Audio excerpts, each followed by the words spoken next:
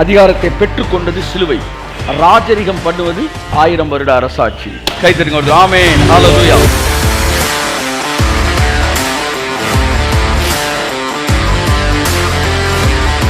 நீதிமானின் பாதை ராஜபாதை.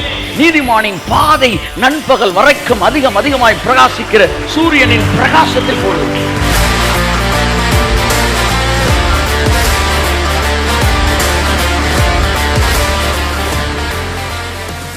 இன்னும் ஒரு விஷயம், உங்களை நான் இயேசு கிறிஸ்து நாமத்தில் வாழ்த்தி வரவேற்கிறேன். என் அன்புக்குரியவர்களே, 10 கன்னிகைகள் இருந்தார்கள். அதில் 10 பேரும் அவருடைய வருகைக்காய் காத்திருந்தார்கள். அதில் 5 பேர் புத்தியுள்ளவர்கள், 5 பேர் புத்தி இல்லாதவர்கள். பாருங்கள், இந்த 10 பேருமே கன்னிகைகள் தான். கன்னிகைகள்னா பரிசுத்தவான்கள், செயின்ட்ஸ். அப்போ பிரச்சனை பரிசுத்தம் கிடையாது. சொல்லுங்கள், பிரச்சனை புத்தி. 10 பேருமே காத்துக்கிட்டு தான் இருந்தாங்க. சொல்லுங்கள், 10 பேருமே ஆண்டாண்டு காலமாக கிறிஸ்தவம் என்ன செஞ்சுக்கிட்டு தான் இருக்குது? காத்துக்கிட்டு தான் இருக்குது அந்த 1000 வருட அரசாட்சிக்கு. ஆனால் 5 பேர் புத்தி உள்ளவங்க, கையை தட்டுங்க. அவங்களுக்கு மணவாளன் வந்தது தெரிஞ்சிருச்சு. 5 பேர் புத்தி இல்லாதவர்கள். அவர்கள் உபவாச ஜபத்தில் இருந்து வருவதற்கு மனம் இல்லாமல் வந்து, எப்படி பேதுருவே வந்த பிறகு ஜபத்தை நிப்பாட்ட மாட்டோம்டான்னு ஒரு குரூப் ஜபிச்சுட்டு இருந்த மாதிரி அப்படி ஒரு குரூப் இருந்துச்சு. ஸோ இப்போ விஷயம், நீங்கள் சக்தி உள்ளவர்களா என்பது அல்ல, நீங்கள் புத்தி உள்ளவர்களா என்பது தான். ஸோ என் ஜனங்கள் அறிவில்லாமையால் சங்காரமாகிறார்கள். ஸோ ஆட்சி மாறின பிறகும் மக்கள் நிறைய பேர் அறிவில்லாமலே இன்னும் வந்து நம்ம பிசாசு ஆட்சியில் தான் இருக்கிறோன்னு நினச்சிக்கிட்டு இருக்கிறாங்க. ஆமாம், அதுலேருந்து இந்த செய்தி உங்களை விடுதலையாக்குவதாக. ஹல்லேலூயா. ஆமாம், எல்லாம் முடிந்ததுன்னு பச்சை குழந்தைங்க சொல்லிக் கொடுக்குற மாதிரி சிலுவையில் சொன்ன பிறகும், ஆண்டவரே எங்களுக்கு விடுதலையை தாரும், ஆண்டவரே எங்களை பிசாசின் பிடியிலிருந்து நீக்கு. அவர் சொல்கிறாரு, அவனை துரத்தி ரொம்ப வருஷம் ஆகி போச்சு, தலையில் கொஞ்சம் அடி பலமாகப்பட்டிருக்கு. ரிலீஜியஸ் தாக்குதல். அது என்ன சொல்லுது? எல்லாவற்றையும் எதிர்காலத்துக்கு மாற்றுகிறது. மதம் எப்பொழுதும் நிகழ்காலத்தை நம்ப வைக்காது. மதம் வந்து எதிர்காலத்துலாம் வந்து சொகுசாக உட்காந்துக்கிறோம். அப்படித்தான் 1000 வருஷ அரசாட்சி எதிர்காலத்துக்கு தள்ளிச்சு. இல்லை சார், இதில் என்ன சார், 1000 வருஷ அரசாட்சி தானே சார் எதிர்காலத்தை தள்ளிச்சு? இல்லை சார், மதம் வந்து எல்லாத்தையுமே எதிர்காலத்துக்கு தள்ளும். ஒன்று மதம் எதிர்காலத்தை பேசும், இல்லை கடந்த காலத்தை பேசும். நிகழ்காலத்தை பற்றி பேசவே பேசாது. நிகழ்காலத்தை மதம் பேசியிருந்தால் இந்த உலகத்தில் கடவுள் மறுப்பு கொள்கை வந்திருக்காது. நாளைக்கு நீ நல்லா இருப்ப அப்படின்னு மதம் சொல்லும், இல்லாட்டி நேற்று நீ செஞ்ச பாவம் அப்படி சொல்லும். ஆனால் இன்னைக்கு என்னடா என்பதை மதம் பேசாது. ஆனால் இயேசு பேசினார். கரங்களை திரு கர்த்தர் நன்றி சொல்லுவோம். அப்போ மேசியா வருவார் என்பதை வந்து பழைய ஏற்பாடு பேசியது, யூத மதம் பேசியது. ஆனால் வந்தவரை மேசியான்னு ஏற்றுக்கல. மேசியாவை எல்லாருமே ஏற்றுக்கிறாங்க, ஆனால் இயேசுவை மேசியான்னு ஏற்றுக்க மாட்டேன்னாங்க. நம்ம மக்கள் எல்லாம் 1000 வருஷ அரசாட்சி ஏற்றுக்குவாங்க, ஆனால் நடந்துக்கிட்டு இருக்கிறது 1000 வருஷ அரசாட்சின்னு ஏற்றுக்க மாட்டாங்க. இன்னையிலேருந்து 100கணக்கான வந்து வசனத்தை எடுத்து ஸ்ட்ராங்காக கன்ஸ்ட்ரக்டிவாக கொடுக்க போகிறேன். நீ இல்லைன்னு சொல்கிறதுக்கு 4 வசனம் பேசுனீங்கன்னா, நான் இருக்குன்றதுக்கு 100 வசனம் பேசணும். 100 வசனம் பேசணும். பாருங்கள், உள்ளே நுழைஞ்சதுக்கு அப்புறம் தான் தெரியுது அவ்வளோ ஸ்ட்ராங்காக நம்மளை சுற்றி அவருடைய ராஜ்யம் நடந்து கொண்டு இருக்கிறது. ஆமென். என்னைக்கு உங்கள் கண்ணு திறக்குதோ அன்னைக்கு தான் அந்த ராஜ்யத்தை நீங்கள் என்ஜாய் பண்ணுவீங்க. அதுக்கே 1000 பேர் வச்சுருக்கா தெரியுமா? அன்லிமிட் அதுக்கு பேர். அப்படின்னா என்ன அர்த்தம்னா, நீ புரிகிற வரைக்கும் அது எக்ஸ்டெண்ட் ஆகிட்டே இருக்கும். நீ புரியலைன்னா நீ வனாந்தரத்தில் செத்துருவ, ஆனால் உன் பிள்ளைகள் அதை அனுபவிப்பார்கள். ஸோ நல்லா நீங்கள் கவனிக்கணும். இந்த இஸ்ரவேல் ஜனங்கள் என்ன சொன்னாங்கன்னா, நாங்கள் வந்து கானானுக்கு வரல, நாங்கள் எகிப்தில் இருந்தோம், பேசாமல் அங்கே செத்தா கூட பரவாயில்ல, இந்த வனாந்தரத்துக்கு கொண்டு வந்த, சரி இங்கே செத்தா கூட பரவாயில்ல, கானானுக்கு போய் அவன்கிட்ட சண்டை போட மாட்டோம் அப்படின்றாங்க. அப்போ யோசுவா சொல்கிறான், சாகணும்னு முடிவு எடுத்துட்ட, எகிப்தில் செத்தாலும் பரவாயில்லன்ற, வனாந்தரத்தில் செத்தாலும் பரவாயில்லன்ற, ஆனால் நாங்கள் என்ன முடிவு எடுத்துருக்கோம்னா, செத்தாலும் கானானில் தான்டா நாங்கள் சாவோம் நாங்கள் முடிவு எடுத்துருக்கோம். ஸோ சாகணும்னு இவன் சொன்னால், சாகணுன்ற அளவுக்கு வந்துச்சுன்னா அப்போ அங்கே போய் சாக வேண்டியது கழுது, இங்கேயே சாகுறதுக்கு பயந்து தானே சொல்கிற, அப்போ அங்கே போய் செத்துரு. அப்ப இஸ்ரவேல் ஜனங்கள் வந்து வனாந்தரத்துல இருந்து கானானுக்குள்ள போறதுக்கு பயந்தாய். அப்ப கர்த்தர் சொன்னாரு, நான் சொன்னதை நீ கேட்கலனா, எல்லாம் சொல்லுங்க, நல்லா சொல்லுங்க, இந்த வனாந்தர வாழ்க்கையில் நீ செத்துருவ. சொல்லுங்க, வரமாட்டேன்.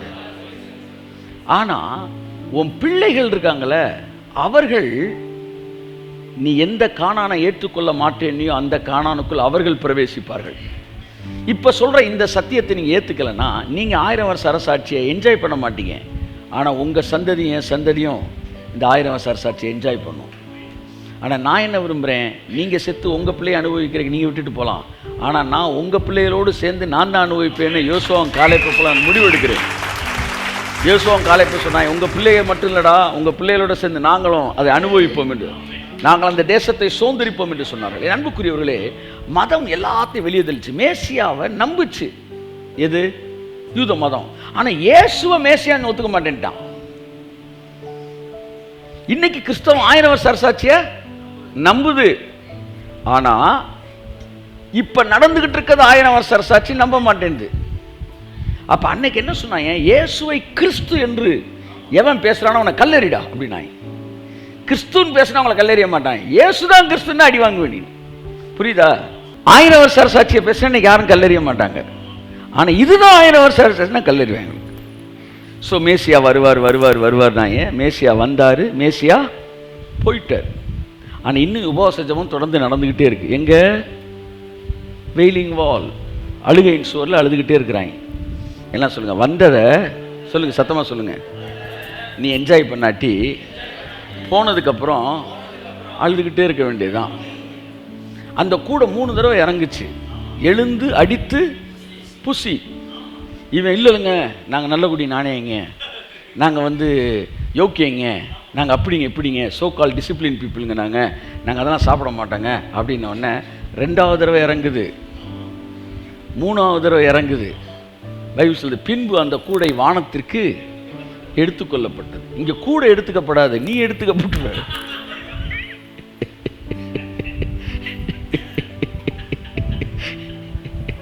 1000 வருஷ அரசாட்சி. ஆமென் சொல்லுங்க. இது தொடங்கி விட்டது. ஆமென்.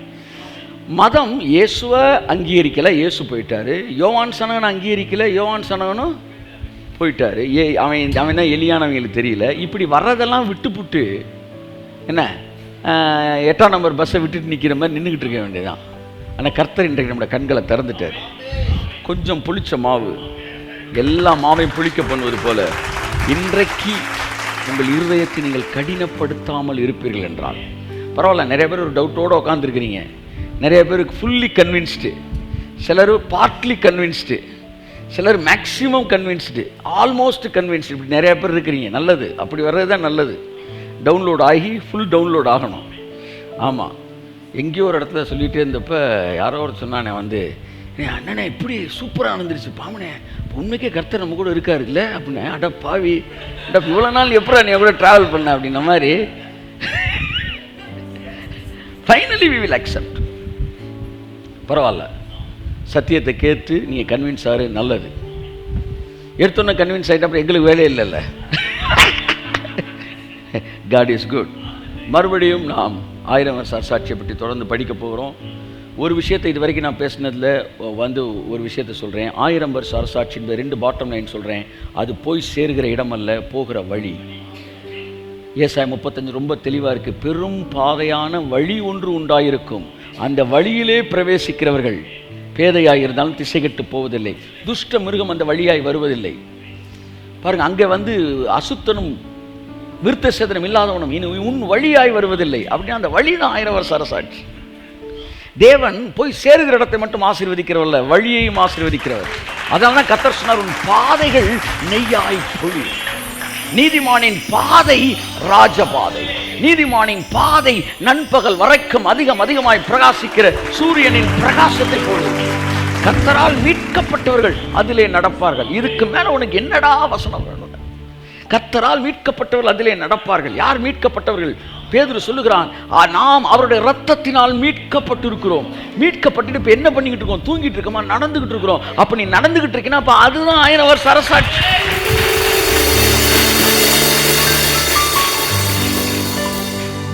அதிகாரத்தை புரிந்து கொண்டவர்கள் என்ன செய்கிறார்கள்? ஆளுகை செய்கிறார்கள். புரிந்து கொள்ளாதவர்கள் பைபிளையும் வாசிக்கிறது இல்லை. மனுஷனுக்கு சந்தேகம் வந்தா என்ன செய்யணும்? பைபிளை வாசிக்கணும். இந்த பைபிளையும் வாசிக்கிறது இல்லை. ஒருத்தர் என்கிட்ட கிரேஸ் பேசினப்ப, இல்லை sir this is wrong sir அப்படின்னு, இல்லை திஸ் இஸ் ரைட்டுன்னாரு. அப்போ நல்லவன் என்ன செய்யணும்? இது ரைட்டா ராங்கான்னு யோசிக்கணும். நான் யோசித்தேன், இவர் சொல்லுவது உண்மையா? தேவன் எனக்கு சில நேரங்களில் அதை பேசியிருக்கிறாரு, அப்போ இது உண்மையா இல்லையான்னு எனக்கு தெரியும்னு சொல்லிட்டு ஒரு முடிவு எடுத்தேன். வீட்டில் போய் பைபிளை மறுபடியும் ஒரு தடவை ஃபுல்லாக வாசிக்கணும் அப்படின்னு முடிவெடுத்து, அன்று 11 மணிக்கு அந்த முடிவு எடுக்கிறேன். 8 மணிக்கு அவரை பார்க்க பேசுகிறேன். காலையில் 5 மணிக்கு பைபிளை திறந்தேன். முழு புதிய ஏற்பாடையும் வாசிக்க ஆரம்பித்தேன். புரியலையா, நம்பலையா? பைபிளையாச்சும் வாசிக்கணும். பைபிளையும் வாசிக்க மாட்டேன், ஆனால் சொல்றதே நம்ப மாட்டேன். அப்படின்றது தான் பிரச்சனையாகுது. ஆனால் டிரான்ஸ்ஃபர்மேஷன் நடக்குது, மெதுவாக நடக்குது. அப்போ எடுத்து வாசிக்கிறேன். வாசிக்க வாசிக்க வாசிக்க வாசிக்க முதல் நாள் ஒன்றும் தெரியல. 2வது நாள் என் பக்கம் சப்போர்ட்டிவான டாக்குமெண்ட்ஸ் கிடைக்கிற மாதிரி தெரியுது. 2வது நாள் பைபிளை திறக்கிறேன். 2வது நாள்ல ஒரே பால் கிரவுண்டை விட்டு வெளியே போயிடுச்சு. ரோமர் 8ஆம் அதிகாரம். ஆண்ட்ரூ மேக் அடிக்கடி சொல்லுவார், எவ்வளோ பெரிய மனுஷனும் ரோமர் 8ஆம் அதிகாரத்துக்குள்ளே விழுந்துருவான்டான். முதல் வசனம், நியாயப்பிரமாணம் செய்யக்கூடாததை தேவனே செய்யும்படிக்கு தம்முடைய சொந்த குமாரனை பாவ மாம்சத்தின் சாயலாகவும் பாவத்தை போக்கும் பலியாகவும் தந்தார். அப்போ எனக்கு ஒரு விஷயம் காட்டுறார். ஒரு பையன் ஸ்கூலுக்கு லேட் ஆகிடுச்சு, ஷூவை மாட்டுறான்றார் அவங்க அப்பா. அவன் ஷூவை பிடிச்சிட்டு ஷூவில் கட்டியிருக்கு, அது தெரியாமல் அவுக்க தெரியாமல் காலை உள்ளே விட்டு நுழைச்சிக்கிட்டே இருக்கிறான். சீக்கிரம்ன்றார். அவனால் நுழைக்க முடியலன்னு அழுதுகிட்டு இருக்கான். டக்குன்னு சொல்லிக்கிட்டு இருந்த அப்பா அவளை என்ன சொல்லிட்டு இருந்தவர், டக்குன்னு அவரே உட்காந்து லேசை கலட்டி ஷூவை லூஸ் பண்ணி காலை உள்ளே விட்டு அப்படி கட்டி முடிச்சு வாடா அப்படின்னு கூப்பிடுறாரு. என்ன ஆண்டவரேன்றேன், 4000 வருஷம் சொல்லிக்கிட்டே இருந்தேன், மனுஷனால முடியல, கடைசியில் நானே இறங்கி வந்து சிலுவையில் முடிச்சேன். கரங்களை தட்டி கர்த்தருக்கு நன்றி சொல்லுவோம்.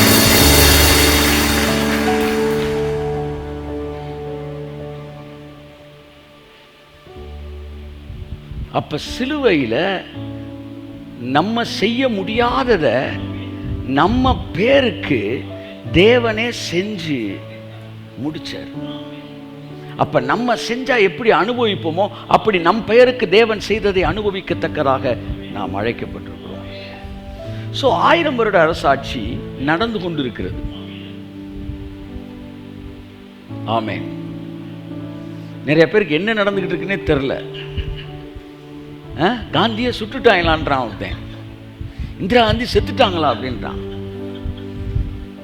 அப்ப ஊருக்குள்ள என்ன நடக்குன்னே தெரியாம ஒரு கிறிஸ்தவ குட்டைக்கு உட்கார்ந்துகிட்டு இருக்கு.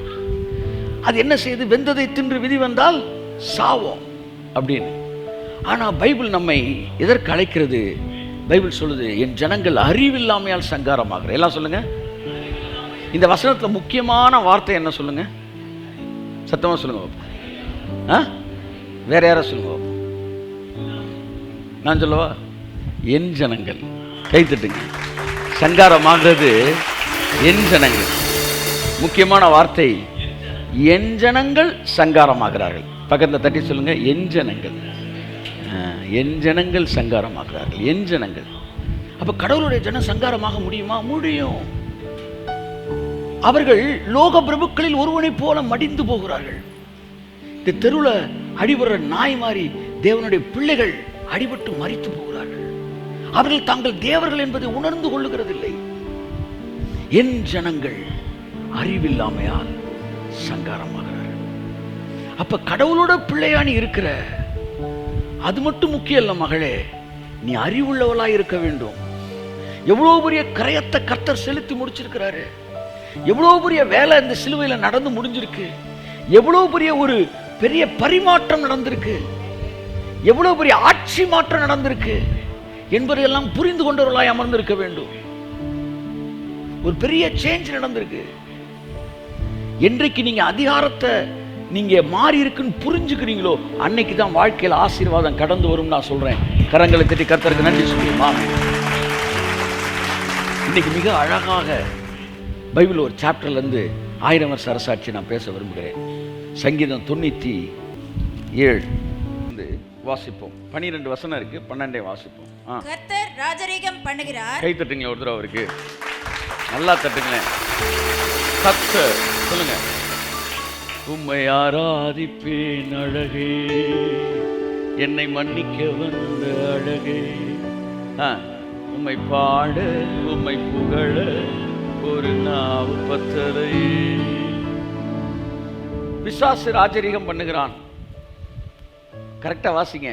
கர்த்தர் ராஜரீகம் பண்ணுகிறார். உங்க வாழ்க்கையில இப்ப யார் ராஜரீகம் பண்றது? சத்தமா சொல்லுங்க, சத்தமா சொல்லுங்க. கர்த்தர் ராஜரீகம் பண்ணுகிறார். கர்த்தர் தான் ராஜரீகம் பண்றாரா? சரி, டேஷ் ராஜரீகம் பண்ணுகிறார் சொல்லுங்க. ஃபில்லப் பண்ணுங்க. பல கோணத்துல வச்சு செதுக்குனா தான் உள்ள ஏறுது. முதல் 5 இன்ச்சு ஸ்பேனர்ல இருக்கணும், அப்புறம் 4 இன்ச்சு ஸ்பேனர்ல இருக்கணும், அப்புறம் ஒரு கட்டிங் பிளேடை வச்சு திருப்பணும். டேஷ் ராஜரீகம் பண்ணுகிறார். கர்த்தர் தானா? நல்ல சந்தேகமா? வேற எது இருக்கா சந்தேகம்? இது ஸ்ட்ராங்கா இருக்கீங்களா? சந்தேகம் எது இருக்கா? யார் தான் ராஜரீகம் பண்றாரு சொல்லுங்க. அடுத்த தொடர்ந்து வாசிங்க. பூமி பூரிப்பாகி, பரலோகம் பூரிப்பாகுதா பூமி பூரிப்பாகுதா? சத்தமா சொல்லுங்க. அப்ப கர்த்தர் எங்க தான் ராஜரீகம் பண்றாரு? கையத்தட்டு நல்லா நல்லா, ரைட் சைடு. ஆமே. பூமி பூரிப்பாகுதுன்னா கர்த்தர் எங்க தான் ராஜரீகம் பண்ணிட்டு இருக்காரு? ஆமே. இதெல்லாம் ப்ரொஃபட்டிக்கல் சாப்டர். இது ப்ரொஃபட்டிக் சாப்டர். எதிர்காலத்தை குறித்து தீர்க்க தரிசனமா எழுதுனது. சங்கீதக்காரன் ஒரு மிகப்பெரிய தீர்க்க தரிசனத்தில் எழுதியிருக்கிறான், சும்மா கிடையாது சார். இந்த அதிகாரத்தை வாசித்தீங்கன்னா எப்படி ராஜரீகம் பண்றாரு, எதை வச்சு ராஜரீகம் பண்றாரு, ராஜரீகம் பண்றப்ப என்னெல்லாம் உலகத்துல இருக்கும், அதெல்லாம் எப்படி மாறும், அத்தனை இந்த சாப்டர் கைப்பற்றி. ஏறக்குறைய 12 வசனங்கள் இந்த சாப்டர்ல இருக்கு. அந்த number 12 it is one more confirmation that God is ruling over this year. கையதற்கு amen. The number 12 it indicates the heavenly kingdom. 12 சும்மா அங்க நம்பர் வைக்கல ஆவியானவர். அதை உருவாக்கும் போது தேவன் மிகப்பெரிய ஒரு ஞானத்தோடு அந்த 12 நம்பர் வர்ற மாதிரி செஞ்சிருக்கிறார். ஏன்னா 12னா God's kingdom. இந்த அதிகாரத்தில் 12 வசனம் இருக்கு. நான் கேட்டேன், ஆண்டவர் இது உன்னைக்கே 1000 வருஷ அரசாட்சி மில்லினியம் ஏஜை பற்றி சொல்லுதான்னா உள்ளுக்குள்ள வாசிக்க வாசிக்க நூற்றுக்கணக்கான கன்ஃபர்மேஷன் கொடுக்குற. எல்லாத்துக்கும் மேலே 12 முடிஞ்சிச்சு பாருங்க. அங்கே தான் ஃபைனல் அடி அடிக்கிறார். இயேசு கிறிஸ்து இந்த உலகத்தை மாற்றுவதற்கு, தன்னுடைய ராஜ்யத்தை ஸ்தாபிப்பதற்கு 12 சீஷர்களை ஏற்படுத்தினார். 12 means God's kingdom. யாக்கோபுக்கு 12 பிள்ளைகளை பெற வைத்து அந்த 12 பிள்ளைகளை 12 கோத்திரங்களாக தேவன் மாற்றினார். 12 means God's kingdom. புதிய ஏற்பாட்டிலே வெளிப்படுத்துதலே என் அன்புக்குரியவர்களே, புதிய எருசலேமிலே 12 வாசல்களை தேவன் வைக்கிறார். அங்கிருக்கிற ஜீவ விருட்சம் 12 கனிகளை கொடுக்கிறது. ஒரு நாளில் பகலில் 12 மணி நேரம், பகலிலே சூரியனை ஆளுவதற்கு 12 மணி நேரமும், இரவில் சந்திரன் ஆளுவதற்கு 12 மணி நேரமும். 12 means God's kingdom. கையை தத்துவம் அங்க செய்யலாம். அல்லேலூயா சொல்லுங்க. ஆமென். சத்தமா அல்லேலூயா. ஹalleluya. 12 means God's kingdom. நீங்க பைபிள்ல நிறைய பாத்தீங்கன்னா 12 மட்டும் 187 தடவை வருது. 12ன்ற நம்பர். என்ன 12ல அவ்வளவு பெரிய மகத்துவம் இருக்கிறது. அந்த 12னா அது God's kingdom. 10 அப்படின்னா அது earthly kingdom. பூமியின் ராஜாக்கள் 10 பேர். 10ன்னு வரதுலாம் இந்த உலகத்தில் இன்னைக்கு 10 நாடுகள் சேர்ந்து இருக்கிறாங்க பாருங்க. தானியேல் தீர்க்கதரிசனம் நிறைவேறுதல். இந்த 10 என்னது? உலக ராஜ்யம்.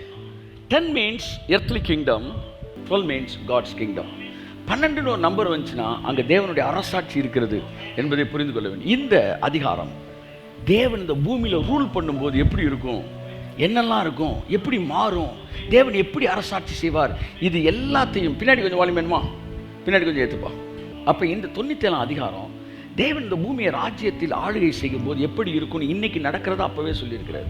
நான் ஏற்கனவே சொன்னேன், ஒரு 4 வாரம் பேசியிருக்கேன் 1000 வருஷ அரசாட்சி. 2 விஷயத்தை ரொம்ப ஸ்ட்ராங்காக பதிக்கிறேன். ஒன்று, அது போய் சேர்கிற இடம் அல்ல, போகிற வழி. 2வது, எல்லாம் மாறிய இடம் அல்ல 1000 வருஷ அரசாட்சி, எல்லாம் மாறுகிற இடம் தான் 1000 வருஷ அரசாட்சி. நம்ம எல்லாருமே மாறினதைத்தான் கேட்டுக்கிட்டு இருக்கிறோம். 1000 வருஷ அரசாட்சி முடிவில் ஒரு பெரிய கூட்டம் கலகம் பண்ணும் பார்த்தீங்களா? அப்போ என் கேள்வி, அவன் கலகம் பண்ணோன்னா அவன் எங்கே இருந்திருக்கிறான் எவ்வளோ நேரம்? அப்போ 1000 வருஷ அரசாட்சியில் நீங்கள் நீதிமான்கள் தான் இருப்பீங்கன்றீங்களே, தப்பு பண்ணுறீங்க. அங்கு பாவிகள் இருப்பார்கள். சார், அரசாட்சி என்பது பாவிகளை ஆளுகை செய்கிறது தானே? கைத்தட்டுங்க ஒருத்தவருக்கு. ஆமென். புரியுதா உங்களுக்கு? ஆட்சி மாறுறது எதுக்கு? நல்ல ஆட்சியை தருவதற்கு. நம்ம மைண்டில் நிறைய தப்பாக சொல்லி கொடுத்துட்டாங்க சார். 1000 வருஷத்தில் நல்ல பிள்ளைய மட்டும்தான் உலகத்துக்குள்ளே இருப்பாங்க, எல்லாம் ராஜாக்களாக இருப்பாங்க. ராஜாக்கள் இருப்பாங்க, குடிமக்கள் யாரு? அதை சொல்லு. நீயும் ராஜா, நானும் ராஜா. குடிமக்கள் யாரு? அங்கு குடிமக்கள் தேவைப்படுகிறார்கள். பாவிகளை நீதிமான்கள் ஆளுகை செய்கிற ராஜ்யம் தான் 1000 வருஷ அரசாட்சி. அது இப்போ நடக்க ஆரம்பித்திருக்கிறது. நாளுக்கு நாள் இந்த மேனிஃபெஸ்டேஷன் அதிகமாகுது. இதை நீங்கள் வாசித்தீங்கன்னா ரொம்ப தெளிவாக இருக்கும். கர்த்தர் ராஜரிகம் பண்ணுகிறார், பூமியானது பூரிப்பாகி. இந்த லேண்ட் இருக்கு பார்த்தீங்களா, இதெல்லாம் சந்தோஷப்படுமா? ஆஹா, இதுக்கு தாண்டா நாங்கள் காத்திருந்தோம், கர்த்தர் ஆளுகை செய்கிறாரா. சர்வ சிருஷ்டி மேகமாய் தவித்து பிரசவ வேதனைப்படுதான். அந்த ராஜாவோட ஆளுகை வரும்போது பூமி பூரிப்பாகுது. ஒன்றுமே இல்லை சார். நீங்கள் ஒரு ஃபேக்ட்ரியை வந்து விலை கொடுத்து வாங்குறீங்க. ஃபேக்ட்ரியை விலை கொடுத்து வாங்குறீங்க. வாங்கின உடனே இதுக்கு முன்னாடி இருந்த அந்த ஓனர், சரியா, இதுக்கு முன்னாடி இருந்த ஓனர் சம்பளமே வந்து ரொம்ப குறைச்சி கொடுத்து சாப்பாடு கூட கொடுக்காம அடிமைப்படுத்தி வச்சிருக்கிறார். இப்போ நீங்கள் வந்து ஓனர் ஆகுறீங்க. ஆன உடனே எல்லாருக்கும் சம்பளத்தை உயர்த்துறீங்க, அவன் தேவையை சந்திக்கிறீங்க, அவனை எல்லாருக்கும் செழிப்பாக்குறீங்க. அப்போ அந்த இடம் என்ன செய்யுது? பூரிப்பாகுது. அப்படிதான் நம்ம கைக்கு வந்து அந்த ஆளுகை வரும்போது ஜனங்கள் பூரிப்பாக ஆரம்பிக்கிறார்கள். அதுக்குத்தான் தேவன் உன்னை என்னையும் அந்த இடத்துல வச்சிருக்கிறாரு. ஸோ இந்த மில்லினியம் ஏஜ், இந்த 1000 வருஷ அரசாட்சியை குறித்து நீங்கள் வாசிக்கும் போது ஒரு விஷயத்தை நீங்கள் புரிஞ்சுக்கணும். வந்து தேவனுடைய ஆட்சி வந்து 2000 வருஷங்களுக்கு முன்பாய் சிலுவையில் முடிந்தது என்று சொல்லும்போது அது முடிக்கப்பட்டது. 12 வசனம் இது தேவனுடைய ராஜ்யத்தை பற்றி குறிக்கிறது. நான் சொல்கிறேன், வீட்டில் போய் கூட இங்கே வாசித்துக்காங்க. தன்னுடைய கோத்திரங்கள் 12 கோத்திரங்களாக இருந்தது. தேவனுடைய கோத்திரங்கள். ஜீவ விருட்சத்தில் 12 கனிகள் கொடுக்கப்பட்டது. கானான வேவு பார்க்குற கூட 12 பேர் அனுப்புகிறாரு. ஸோ எல்லாமே அந்த கிங்டம் கனெக்டட் திங்ஸ். ஓகே, இப்போ முதல் வசனத்தை திரும்ப வாசிங்க. கர்த்தர் ராஜரிகம் பண்ணுகிறார், பூமி பூரிப்பாகி திரளான தீவுகள் மகிழ கடவது. என்கிட்ட ஒரே ஒரு கேள்வி, தயவுசெய்து இதுக்கு மட்டும் எனக்கு பதில் சொல்லுங்க. தேவன் ராஜரிகம் பண்ணுகிறார், இந்த வார்த்தையை படிச்ச உனக்கு என்ன தெரியுமா ஞாபகம் வந்துச்சு? எப்போ ஒரு மனுஷன் ராஜரிகம் பண்ண முடியும்? ஒரு மனுஷனுக்கு அதிகாரத்தை கொடுத்தா தான் ராஜரிகம் பண்ண முடியும். ஒத்துக்கிறீங்களா? சொல்லுங்க சார். ஸோ அதிகாரம் வேறு, ஆளுகை செய்வது வேறு. ராஜரிகம் என்பது ஆளுகை செய்வது, வெற்றி பெறுவது என்பது அதிகாரத்தை எடுப்பது. சொல்லுங்க, வெற்றி பெறுறது வேற, ஆளுகை செய்யறது வேற. எலெக்ஷன்ல வெற்றி பெறுறாங்க, சரியா, ஆட்சிக்கு வந்த பிறகுதான் ஆளுகை செய்றாங்க. அப்ப இயேசு கிறிஸ்துவோட ஆளுகை எப்ப தொடங்கும்? அவர் கைக்கு அதிகாரம் வந்துருச்சுன்னா ஆளுகை தொடங்கும். எனக்கு ஒரே ஒரு யோசனை ஞாபகத்துக்கு வருது. இதோ வானத்திலும் பூமியிலும் சகல அதிகாரமும் எனக்கு கொடுக்கப்பட்டு இருக்கிறது, ஆகையால் நீங்கள் புறப்பட்டு போங்கள் என்று இயேசு சொல்லுவாரானால், என்றைக்கு அதிகாரம் அவர் கைக்கு வந்துருச்சோ அப்பவே அவருடைய ஆளுகை கைத்தட்டுக்கு உதவுதான். என்னுடைய ஒரே ஒரு கேள்வி, இனி தேவன் ஆளுகை செய்வதற்கு வேற எந்த அதிகாரத்துக்கு நீங்க வெயிட் பண்றீங்க? அவர் கைக்கு வரணும்னு வேற எந்த அதிகாரத்துக்காக நீங்க வெயிட் பண்ணிட்டு இருக்கீங்க? சொல்லுங்க. அவர் சொல்லிட்டாரு, சகல அதிகாரமும் கை தட்டுங்க, சகல அதிகாரமும் கையை தட்டுங்க, நல்லா தட்டு, நல்லா தட்டுங்க. ஓ சபலபலபலபதி ரபலபோ சந்தரபலபதி ரமரமதி அங்கரபலபதி அங்கோ. ஆமென், ஆமென், ஆமென்.